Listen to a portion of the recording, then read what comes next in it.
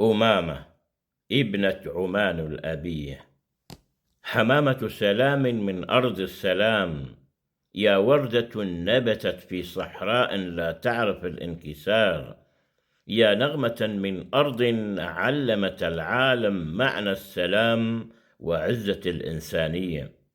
سيبقى اسمك يرفرف في سماء العروبة، كما يرفرف علم غزة على أسوار الصمود، وسيبقى فعلك شاهدا إن الحرية لا تقاس بالمكان بل بالموقف، وإن المرأة العربية حين تنهض بالحق تسقط أمامها جدران الخوف والخذلان.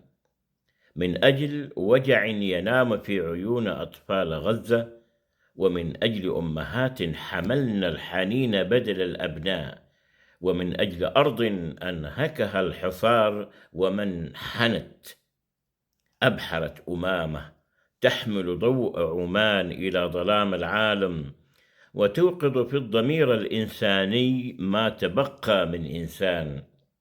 وهكذا تبقى أمامة ابنة عمان الأبية، شاهدا أن للإنسانية وجها عربيا، وإن الصمت ليس ضعفا بل تمهيد لصوت يهز الضمير. ستروى حكايتك لا كقصة عابرة بل كنبض حي يذكرنا إن النور قد يعتقل جسدا لكنه لا يسجن روحا.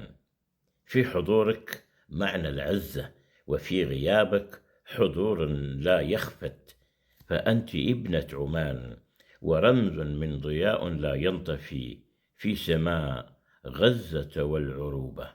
دمت بود.